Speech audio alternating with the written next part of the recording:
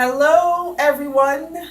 My name is Janet Ezarch. I want to welcome you to another installment of my series of interviews that I have been conducting with wonderful women, like the one I have with me today. I love to speak to women who have been able to achieve incredible success in starting their own businesses and running them and pretty much converting their talents into fulfilling business ventures, whether they are nonprofit or profitable organizations. And today, it is my great pleasure to be speaking with Fri Longtchi. It's a pleasure. Thank you so much. Sure. Fri is the CEO, founder of Beau Decors. It's located in South Laurel, Maryland. And I am here in her beautiful, fabulous showroom. I hope you get a chance to get a sneak peek at some of the things she has in here. So Fri, welcome. Thank you. I want to say thank you. First of all, before we start off, thank you. You are a very busy woman. I know that for a fact. Wedding season. You are in high demand. You are popular here in Maryland. Oh, thank you. Very successful, yes. Yes, if you didn't know that, well, thank you for your humility. But I just really want to thank you for cutting out this time. Sure, I hope pleasure. that our discussion today can be impactful in the lives of women that look up to you to start something of their own. So I want to just start with asking you, tell me about yourself. What do you do? And tell us a bit about your background. Okay. Well, me personally or the business? You first. Because I am like Okay, an onion. I hear you. Okay, start with the business before you move into yourself outside of the business. So my business is called Beau Decors. We are located in Laurel, like you said before. We are a decor company. We do lighting, florals, rentals, anything that has to do with the aesthetic, visual aspect of any event. We do. We have been in business for about 7 years now, and we have been in our current location for about 4 years. And then last year, 2017, we did a come out party. I tell everybody, I came out of the closet last year. Wow. Because at first it was kind of like, word of mouth, hey, whoever refers to me, okay, great. Then last year we did a little shout out to everybody like, hey, Beau Decors exists. And ever since then, the doors have been opened and people have really been using our services. So that's a little bit more about Beau Decors. I hear you. And I've seen 7 years and 1 year out of the closet. Yes. And you're already 2018 Wedding Wires couples. You got Yes. the Couples Choice Awards. Yes. Congratulations, amongst Thank other you. achievements. Yes. I'm sure. How many employees do you have? Well, we have been doing a lot of employees on demand. So, when we have weddings, we'll call our team together. But we have about 15 employees right now. Wow. And so we have a couple of full-time, part-time positions. So we are getting busy because we are in the heart of wedding season.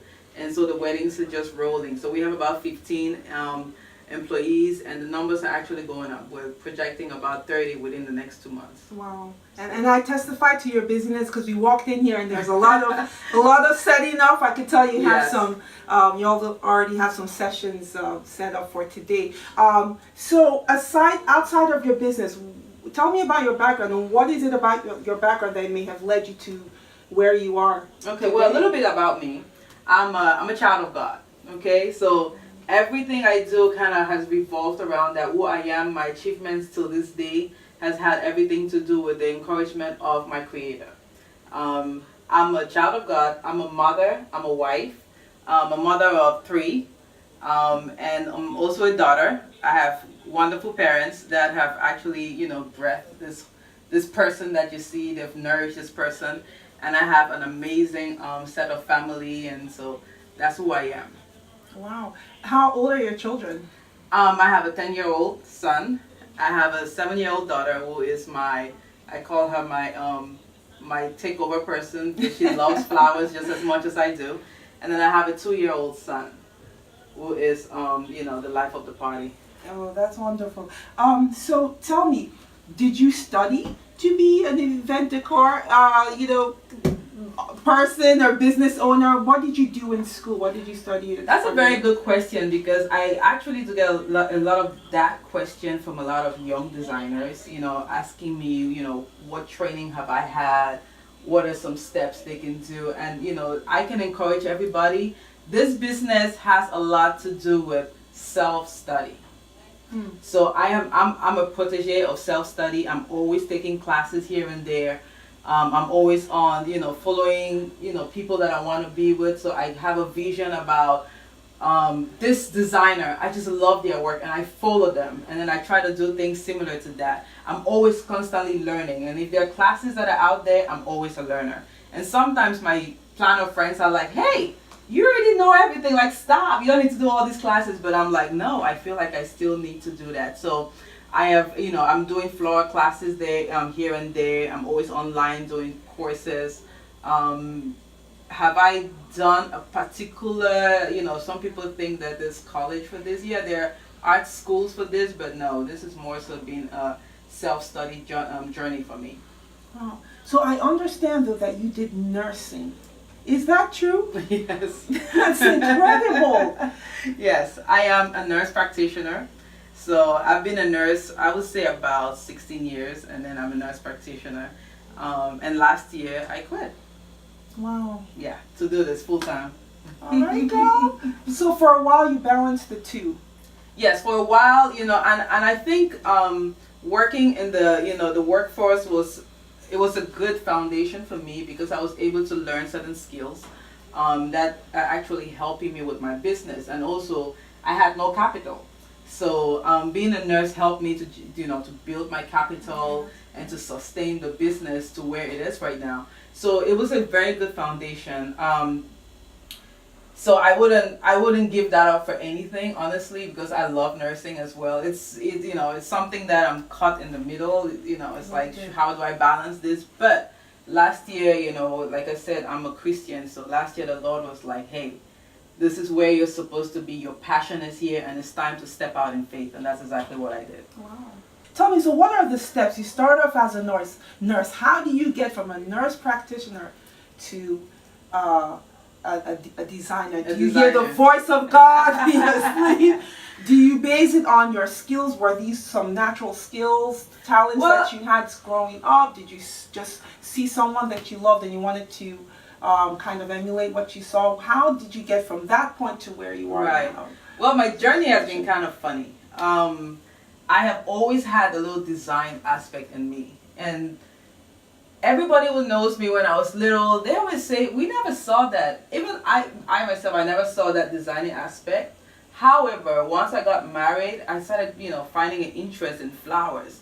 So my background, the way I grew up, we didn't really have much exposure to flowers and design and all of that. It was more so, you just get in, your house is set, you're out, you're in, you're out. So it was something that once I saw that world, I was like, oh my God, that's exactly what I want to do. So design has always been a part of me, but I discovered it around my wedding. Well, how long ago was that? That was like 11 years ago. Okay, wow. 12 years. Thank you. So, I started realizing that I like to play with flowers. I love to play with design elements. And so ever since then, it's always been a part of me. One way or the other, I'm always trying something new. I'm always trying to figure out what is the best way to put this table together or to put these flowers. And so it's always been an aspect for me that I've always played with. Did I ever think I will be doing designing? No. It was more so, just a side thing, helping here and there, working with family, nothing serious. But the more I did it, the more I realized there was a passion that I had for it. And so it's always been something that has been with me for, I would say, for about 12 years. And I've kind of grown into it. And the more I'm getting into it, I walk into simple stores like Walmart or Michael's or Hobby Lobby, and I'm like, there's so much I can do with all these flowers, it just takes my breath away. And so that passion is something that I've noticed has grown. And again, I didn't see it, and I'm pretty sure a lot of people can attest to this, that they didn't see themselves in the design area, and they've grown into it. So it's something that I'm really grateful to God for. I didn't know I had it on the inside of me. And when brides come in and other people come in, they're like, oh my God, you just know how to put stuff together. And I'm like, okay, because I didn't see that aspect, but I'm really grateful. It's something that makes me happy. doing flowers and just putting stuff together. It just brings an aspect for me that, it's just so joyous. Wow. I think that's really encouraging because sometimes people feel, I would feel that, opening up a business, one should really judge from natural talents that you've had since birth, the interest that you've had. But you're saying 12 years ago, that is really not too long ago, that you kind of identified that part of you. Yeah. And like you're saying, as you've gone along, the passion has grown. Exactly. And and I think exposure is key because I wasn't really exposed before. Being from my my humble background, I didn't have a lot of exposure. However, I see little things in me that I see in my daughter now. I'm like, this thing has actually been with me for longer than I thought. I used to be that girl that will color all day. I will play with all kind of color concepts. I'll use paper and try to do flowers out of paper. I will cut shapes. That was always me. And I will always try to like hang things on the wall. And when Christmas came, I will be excited about doing the Christmas tree. And those were things that always made me happy. So to be honest, if I look back carefully, it's always been something that's been on the inside, but exposure has actually brought it out. I see. So what inspires you as a designer that you are? You talked about studying other people's work. Who are, for instance, some of your favorite designers, and how do you keep yourself inspired, I'd say? Well, there's one person that I look up to a lot, Preston Bailey. Like, he just takes my breath away, and the level of work he does, he just goes out of this world. To me, I think he goes to heaven and he picks up these ideas, puts them together, and he just displays it. And that's one of my prayers. Every day I'm praying. I'm not there yet, but I'm like, God, I want to have a vision of heaven through my flowers and through my design, because I can only imagine what heaven will look like. And that's my second inspiration, heaven. Wow, wow. Just the thought of what heaven will look like. Wow. With the flowers. This is earth.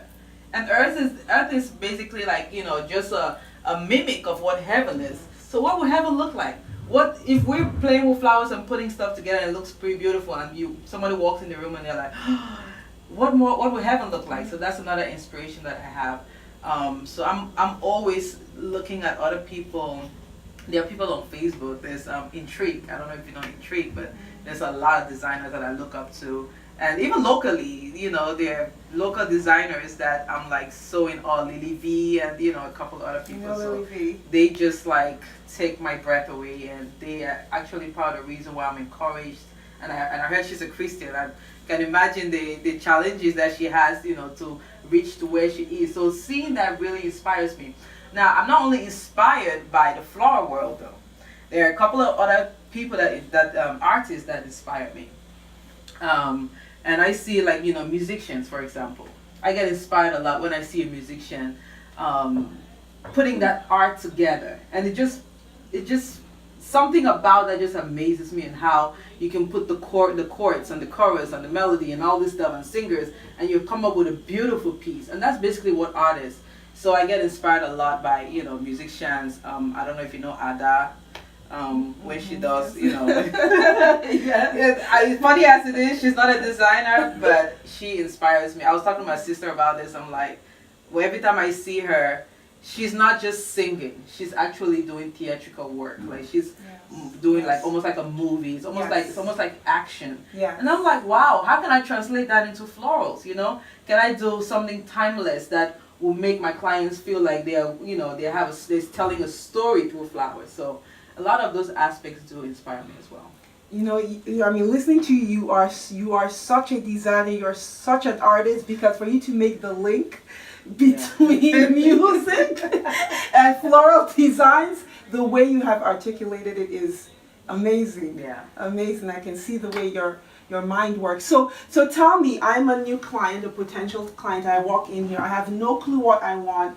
I'm getting married in 11 months time. What inspires you? How do you get your inspiration for the design for any given client? Right. So what I've realized is that every client is different and unique, and their design and their florals or whatever we're doing for them should be a representation of who they are. So I can do this, lovely arrangement, and I have this client who walks in and she absolutely hates it. Okay, just because everybody has their own thing that pleases them. Some people walk in and they want to see white. Some people walk in and they want to see blue. Some people walk in and, some colors speak more to them than other colors. So the first thing I want to know is, who is this person? Who am I dealing with? Like, what are the things that you like? So I ask, what are your colors? What are you bold? Okay. Are you more of a subtle girl? Do you want, simplicity but elegance? Do you want chic? You want to feel young? You want you want to feel vibrant? So there's some things that I try to pick up from their personality, and I'll ask them questions. We'll throw a few pictures at them just to understand where they are, and then we design according to that. But it's the most important part of my consultation on designing is, who am I designing for? And I think for every designer, knowing that is an art, because it doesn't come easy. You have to really sit down with a person and pull a few things out. A lot of times they have absolutely no idea who they are. They think they do. They're like, oh, I want this, and oh, I want that, and then by the time you start throwing out pictures, they're like, no, that's not me. No, that's not me. And then the sisters are there, and the sisters are like, nah, that's not her. Not her. So, and that's important. So a lot of times I'm like, don't worry about telling me who you are. Just tell me a little bit. What colors do you like to play with? Tell me a little bit about your background. Where do you go to school? So there's a lot of ways you can find out about who you're dealing with without them telling you, this is who I am. So in other words, as a designer, I have to pull that out of them. I see. And so a large part of your customer base are brides, right? Yes. You do mostly Yes, weddings. we do weddings. We're starting to dwindle a lot into birthdays. Okay. It's really surprising how many people are going for lush birthdays. Okay, they want, if you're turning 40 and you're like, oh, I'm turning into the big 40, so it has to be grand. And so we're starting to get a lot of grand birthdays, but baby showers. We're starting to get a lot of those. So we don't only do weddings, but weddings is our forte.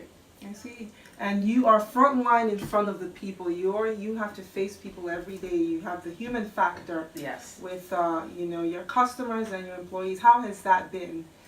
You have a natural where do you have a natural? It's so funny you say that, because I would not have ever thought that I was a person who is very personable, because I like to hide. Okay, every time I do an event, you probably will not see me. You see action, but you probably will not see me in front of the camera because I hide. Okay, but sitting down with my clients, I love that. Like just talking and getting to know who they are. Yes, so yes, that personable side of it.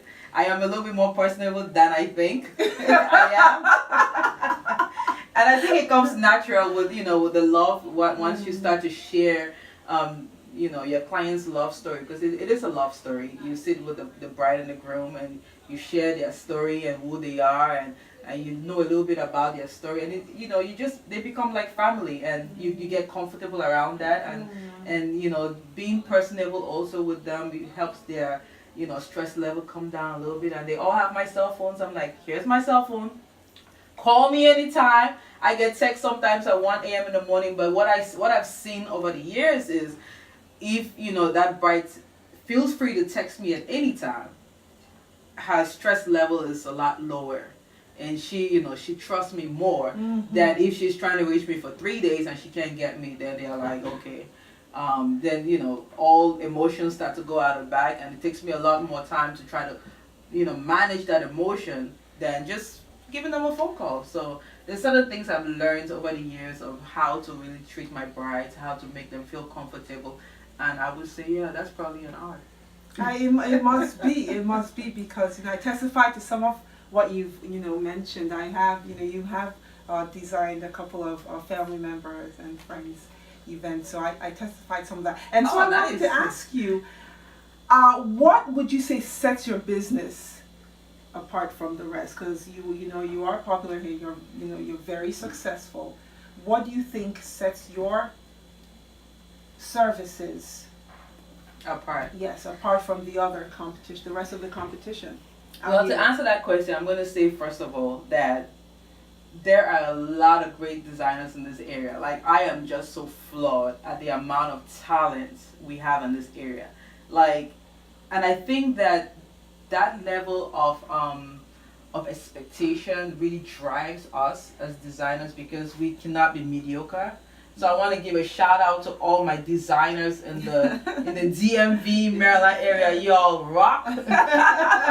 Y'all inspire me. Y'all push me. Yes. I'm on Instagram and I'm like, man, I gotta step up my game. But with that being said, what sets me apart is I am learning that I have a style. I have a signature. I have a thumbprint that no one else has. And people will come to me for that thumbprint. And so, even though I see all the great stuff happening out there, I have learned to realize that I'm gonna have that one bride. I'm gonna charge probably more than the next person that she went down the street to find, but she's more comfortable because of that thumbprint. That thumbprint is what she's looking for. Like, I get her. So I think that separates me a lot from the other designers. My work is very clean. I'm all about, cleaning up and making it just look simple and beautiful. And then also I can go crazy sometimes too. But that thumbprint is what my clients really come for because they know that they're gonna get, a certain level of service. And that's what they're looking for. They're looking for great service. Wow. So.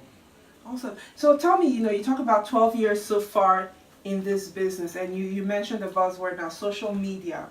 So how has that changed? How have you seen the influence of that change over the years? Are you big on social media? Do you think one can do without being on social media and have a successful event decor business? Well, like you said, over the years, social media has changed everything, especially social media. Yes. I call myself old school because I'm not the greatest around computers and phones and things. Well, I'm better with phones and emails, but I'm not the greatest around computers. However, over the years, I've realized that social media is everything. So we're talking about Facebook, Instagram. I don't get a lot of my clients on Facebook though, but what I realized is that I've had a lot of exposure through Facebook. So every time I'm putting something out there's someone in Cameroon, or there's someone in Nigeria, or there's someone in UK who has never heard about me, and then they get to click that picture. They're like, this is exactly what I want. Right. Or there's someone next door to me who doesn't know me, but they've been able to know, hey, this person, check her out. I've had friends and family my own family don't even know I do decor. And then they're like, oh, you do decor. Oh, well, you know what? I have someone for you that's looking for decor. So it's been a great way of exposure. And also social media has been awesome in terms of knowing what other people are doing and knowing the wealth of, designs that are out there. And also suppliers. I tend to find some of my suppliers online. Really? Yeah. Even on Facebook, Instagram, I find a lot of myself, because sometimes you're looking for a particular product, and you don't know how. You know what you're looking for, but you don't know where to get it from. And then you find a supplier and you're able to get what. So social media over the years has been amazing. But especially last year, something happened on Instagram. Once we did our open house, because we did our come out party, and we did our open house. I've been on Instagram for about 3 years, okay, maybe about 3 years. Nothing big ever happened. Then we did our open house last year in October 28th, and something happened. It's like the phone started beeping. Everybody, really? Yes, girl, I can't even tell you, but it's been amazing because we were getting calls back to back, and we booked maybe half of our clients through Instagram. Wow. So social media is so paramount to what we do because of the exposure, and people are able to see what we do, and it's been amazing. Wow, that's interesting. So I want to get a little more personal now. You are a mother, you're a wife, you used to work full-time as a nurse practitioner. Let's talk about work-life balance, because I think that's one of the biggest factors hitting women. Because of all we do, we're taking care of the whole world, so to speak. How do you achieve balance in your life, being able to manage your business and manage your family as well, amongst other things going on? personally? Well, I would say there are a couple of things. Support system. I have an amazing husband, and he has just been there, everything I've needed. If I had a husband that will just nag and complain about everything, I would not be sitting here today. So he's been amazing because trust me, there are days that for 2 days they don't see me. I'm doing flowers, like depending, if we have huge weddings. So there are times when they don't see me. I'm in, I'm out, I'm in, I'm out. So, but he has been an amazing support system, just making sure that, the kids are being taken care of and all of that. I have a nanny as well, so thank God for her. My mom is amazing. A lot of times I'm sitting down, I've not eaten for a whole day, and I totally forgot that I'm not eating, okay, because you're busy, you're doing a lot. And then mom is like, hey, where are you? Are you hungry? Yes. I'm like, yeah, I'm hungry. She's like, okay, I'm outside. Oh, Like, really? Moms will do It's that. not like 30 minutes. It's like, oh, I'm getting your food now. No, she's already outside. She's like, I got your food. So the support system has been amazing. And then also I'm learning how to delegate. Because I'm realizing that I hold a vision. And it takes a lot to hold a vision. It takes a lot to carry a vision. You cannot be a visionary doing petty things at the same time. You cannot be a visionary vacuuming the floor. You cannot be the visionary cleaning walls. You cannot. That vision will get compromised once you start doing. You need brain power to carry a vision. So that's something I've been learning over the past couple of months. Thank God for His wisdom. And so I'm learning how to say, okay, I need you to do this, or hire someone to do that, or hire someone to do that. It makes the workforce walk a little better. And so you see someone who is able to spend more time with her family. I'm able to spend more time with my family. My kids see me as, we go out to eat, we go for ice cream. I get to cook at home. I get to do everything else that I couldn't do before because I was so busy trying to be a one-man show. There's absolutely no way doing this level of work that you can be a one-man show. It's not possible. So I've learned so much about the past couple of months. My husband is seeing me a lot more now. I get to take care of him, and but I've learned how to balance life. I've learned how to delegate. I've learned how to put people on my staff. That was the hardest part, because it's like, oh, I have to nickel and dime everything. No, hire someone to take care of that, and then watch your art grow. Because now I have more brain power working on my designs, as opposed to doing little tiny things. I see. How much trust do you have to have if you're going to delegate some of? Oh, you have to have trust. You have to find the right people. I'm very lenient.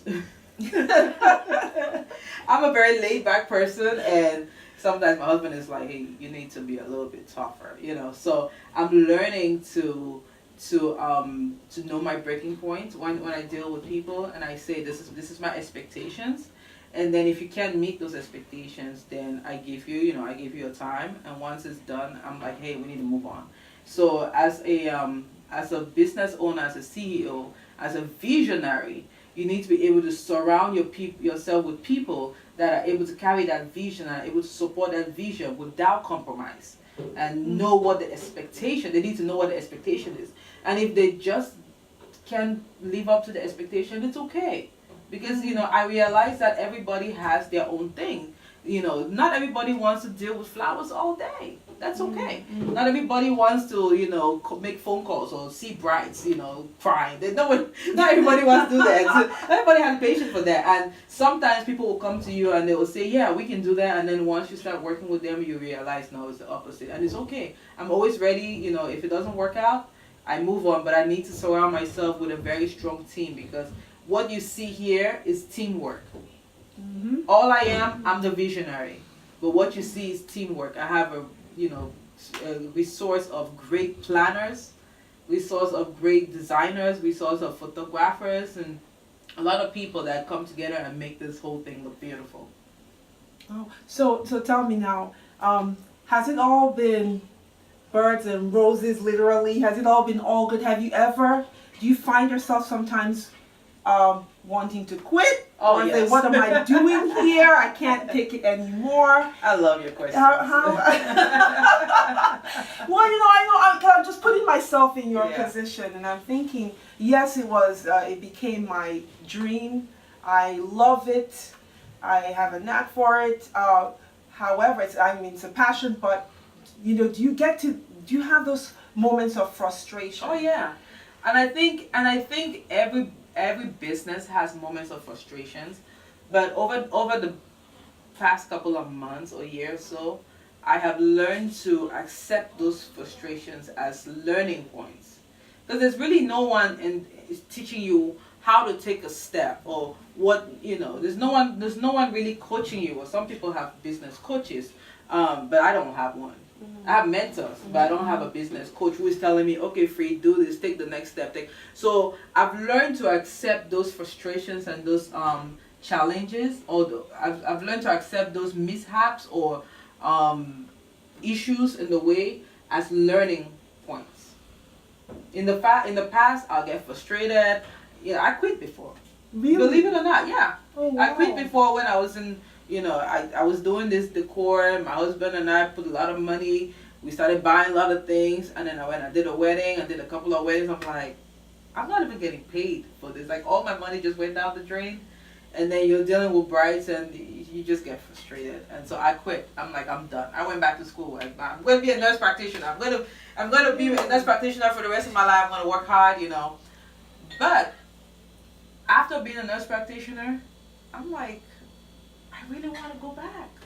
Because every time you pass by stuff, you see flowers, my heart just starts to ache. And I'm like, no, I'm not supposed to be being a nurse practitioner. So over the years, I've learned how to accept those challenges and use them as teaching points more than anything else.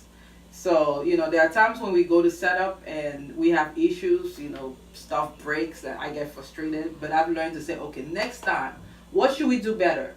We should have a better carrying system. We should have a better transport system. Let's use this instead next time. And that's how growth comes. Mm-hmm. Growth will never come if you keep dwelling on your challenges and your failures. You will never grow. I challenge you. Nobody has grown without challenges. Nobody has grown without challenges. Wow, that's another to keep in mind. So every challenge I've had, it's made me think about things I've never thought about before. And once I walk through it, I'm a better person. So I actually embrace it. If I have that bride that's upset with me, I'm ready to say, you know what? I messed up. What could I have done better? What could I have changed around to give you a better experience, so that the next bride that comes around doesn't have that same experience? And then once I correct that, guess what? I've grown to the next level. Mm-hmm. And all you're seeing at the end of the day is a masterpiece. So what would you say is the biggest challenge based on your experience, your history so far in the business? What would you say is one of the biggest challenges facing women? Capital.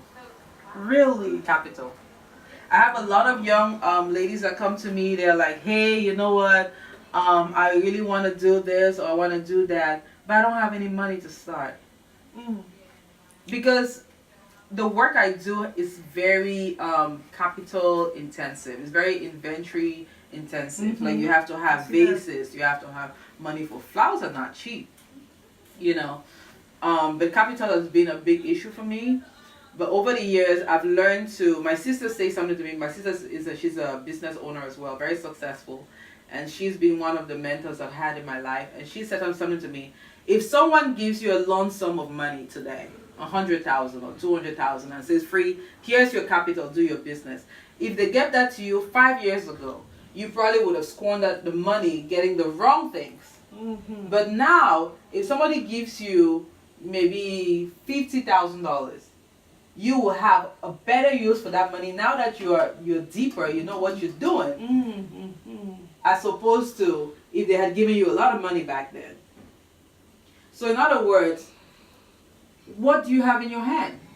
Use what you have in your hand. Did your husband give you $50? Are you a stay-at-home mom? You have $50? I encourage a lot of women. That little money, reinvest it. Get something. The next time, get another thing.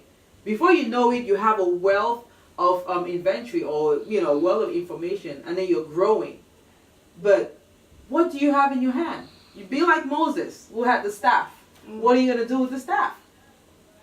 You'll be amazed how powerful you are with what you have in your hand. Because for a long time, I kept waiting to have a lump sum of money, and then to get all this stuff, and then to say, hey everybody, Beau Decors exists. But I had to stop that. I had to get away from that and say, you know what do I have in my hand? And after I stepped out in faith last year, I was like, what do I have? Just launch with what you have. And once I did that, and guess what? Everybody was like, hey, that's what I'm looking for. Hey, I want that. So that's my greatest advice to women. What do you have in your hand? So how do I know when it's time? How do I know? how do I know when it's time to be out there, to start? How do you know? How can you tell if I'm still straddling, doing this on the side for a few friends and family members, and still doing my full-time stuff? How do I know when it's time to just focus on that one thing? I'm not sure how to answer that question. Yeah. Because I think everybody is unique. True. And I've had a lot of spiritual backing, so I had to fast a lot last year and just really spend time in the Word of God, and just really have a one-on-one, because it was not easy for me to quit my NP job, my nurse practitioner job, because I was making good money. I can imagine. And it wasn't easy, but I'm not sure. I think everybody else is unique.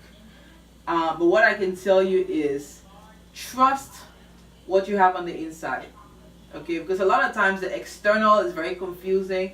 And I want to mention one thing. A lot of people are like, oh, you quit your full-time job, you must be making a lot of money. No, I quit my full-time job out of faith, not because I was making money at the time. Now I'm making money. But at the time when I quit my full-time job, I had no idea where I was going to get my daily food from.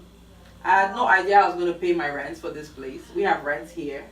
I had absolutely no idea I was going to pay my rents. I had no idea I was going to pay my car note. I had no idea I was going to pay my electricity bills. But guess what? We're here. No, you're here. Yes, the rents are being paid. Employees are being taken care of. I'm being taken care of. We're growing. Our inventory is going up. So what do you call that? Faith. So that's my encouragement to everybody. A lot of times we want the tangible, and I think that the tangible is what is keeping a lot of us away from our purpose.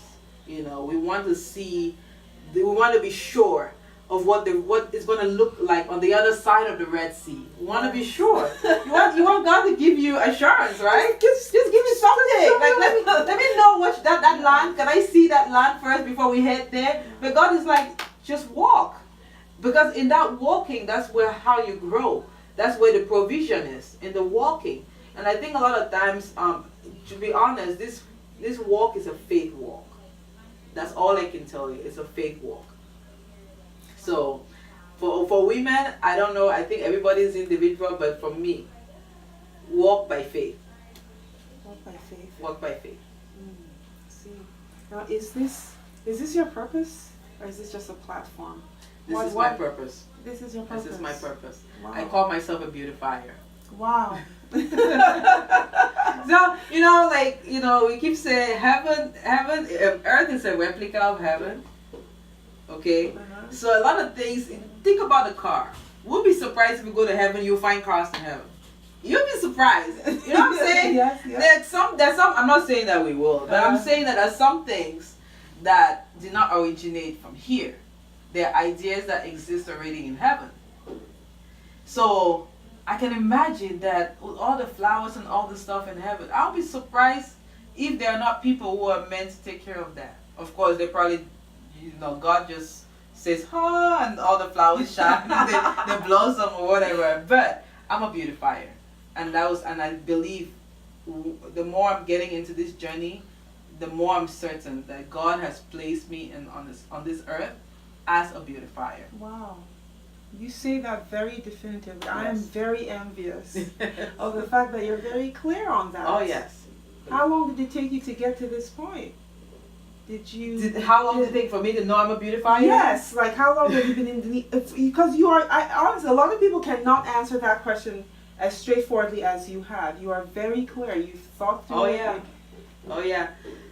The more I've dwelt on this, the more I've prayed about it, the more I've had clarity about who I am. Wow. And my clarity moment came last year, 2017, when, God is like, hey, this is what you're supposed to be doing. Whatever you're doing out there, you're just marking time. You're just playing around. This is your purpose. And once I accepted that and I loved it and I loved on it and I was like, God, you're right. I'm like, everything you're saying about me is so true, because when I'm doing this, I feel the most fulfilled. And so, yes, that is settled. My mom thinks I'm crazy. My family thinks I'm crazy. Like, how do you leave being a nurse practitioner to do flowers? Yeah. Who does that? So that was the whole challenge. My mom last year, my dad, everyone was like, why would you do that? Now my mom is like, you know what? I get it. I totally get it. Now I get what you were saying all along. Wow. This is where you're supposed to be. Because when they see the vision and everything come together, it makes sense. And this is where I'm supposed to be. Wow. You must have faced a lot of opposition when you made that choice. Oh, yes. A lot of comments, a lot of mockery. Oh, yes. I can only imagine. Oh, yes. Even from probably your closest. Oh, people yes. closest to Oh, you. yes. Surprisingly, my husband was the first person that said it. He was like, you are not supposed to be working as a nurse practitioner.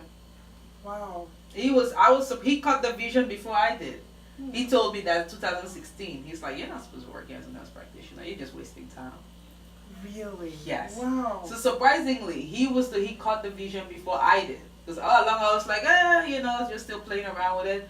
But yes, I've had a lot of, I won't say opposition, because I'm old enough to make my decisions. Okay. So I wouldn't say, like, my mom she's got to that point where she learns to respect my decisions and she doesn't fight too much about it. Maybe if I was younger, yes, Right. it would have been more of an opposition. Right. But it was more like, you're crazy. Like, who does that? But as the months have gone by, she is like, you know what? This is Get it. Wow. I get it. Wow. Well, you know you're doing the right thing Oh yes. when other people start coming around Oh yes. to your vision. Exactly. That's a confirmation. So in conclusion, and I just want to go on and on and on. This is just honestly, you're just making my dreams come true. For any woman out there, I want you to speak to that lady, that woman, that girl out there has been just indecisive in their head. Should I not? How can I? What do I do? Speak to that woman out there that, wants to start their own business. What's your number one tip for any such person? Well, the first thing I would say is your purpose. You want to be in the area of your purpose. You don't want to start a business because you are just trying to make money. I don't think that, speaking on my end, I don't think that you are going to succeed that way, but your purpose, where are you supposed to be? What are you supposed to do? What fulfills you in this life? And once you figure that out, take time to nourish yourself in that area. Take time to know who you are. Take time to dwell on it. Take time to figure out what it is. Take time to really get your hands wet, get your hands dirty. Follow another person who's doing that. Get under a internship program, something to get your hands wet. And once you do that, then I would say plunge in. Go in 100%. Do not hold back. Because I guarantee you a lot of women are wasting time or marking time, hoping that a miracle will happen, from somewhere. Like, oh, somebody will come up from somewhere and say, oh, this is how it's supposed to be. No, that would never happen. That didn't happen for me. Somebody might give you a word, something, but a lot of us don't get that. But what I can tell you is that go out in faith. Pray a lot. Pray a lot. Let your Creator tell you who you are, because He has been amazing. He's been the reason why I'm even able to do this. And then just go in faith and do it. And do it. I like that. And do it. Go in faith and do it. Do it. Wonderful. I'll say hallelujah to that. Hallelujah. Thank you, Fri. You heard it from her. This is Beau Decors. Yes. And I hope I can call her Fri. Yes. Yes. Please do. Thank you so much. Thank you very much. Thank you. I'm really blessed. And I thank you for the opportunity. I feel very honored. I don't know why I was chosen for this. They are like great people. I'm like, okay. The honor is all mine. The honor is all mine. I mean that very sincerely. Thank you so much. Thank you. So stay tuned again. I hope you've enjoyed this session of ours. Stay tuned for the next installment of Janet's Pick Interviews. Thank you. Thank you. Bye. This showroom of yours is it's fabulous. I tell you, when I walked in here, the first thing out of our mouths was, wow. I've never been in one like this. Yeah, so our showroom has a little element of everything we do. So we do drapery, which is basically, the layman would say curtains, but it's basically the drapery in the back, fabric. We do lighting. We do rentals, so our furniture. We have couches, bridal tables, specialty chairs, and then we are a floral company, of course, so you can see some of our floral pieces here. And again, like I said before, it really depends on the color we're working with, the color scheme, and we kind of design something around those elements. So right here we have a beautiful floral arrangement, which you will find a lot for a sweetheart table, or where the bride and groom will sit, or a special birthday party where anything nice. We do rentals, like I said, so we have linens like this you're gonna find just to grace the table and make it beautiful. I'm a candle girl, so everything I do you will find some element of candle somewhere. It just brings a romantic feel to every room you go to. And then of course we have a very beautiful floral arrangement here that goes with our centerpieces for a sweetheart table. And then this is an example of one of our tall centerpieces. So we get this a lot about brides asking for that wow factor. So this will be a tall centerpiece that will give you that wow factor. And I'm just gonna have you kind of take a good visual of that. And then of course we do napkins, napkin rings, tablecloths, whatever is needed. That is beautiful. Beautiful. Oh my goodness. And then on this table we have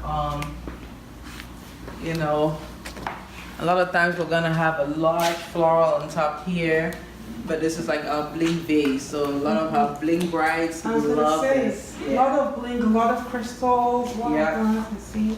Our bling brides love those, and of course some brides want something special for their chairs. So it's a lot of good things that we have. We design, again, we're designers, so we design according to our bride. So when you sit with us, we will be that person to find something different and something extra that will make your events, stand out from the rest.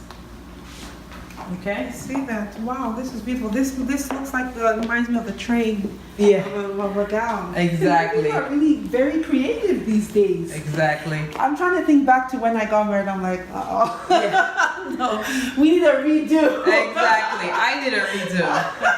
That was 12 years ago. I had no idea. I was just like, just get me married, walk me down the aisle and forget it. But yeah, now we have the perspective is different. Yes. Weddings can be so special for any new couple. It's a beginning, it's a good foundation to start on. Absolutely. Okay. Absolutely. Beautiful. Thank you. Awesome. Thank you so much. No, thank you. Thank you. It's a pleasure to have you. Thank you so much. It's a big pleasure to have you. Good pleasure to have you too. Beau Decors, and have a little help. So stay tuned, everyone, for our next episode on Janet's Pick. Thank you. Thank you. Bye.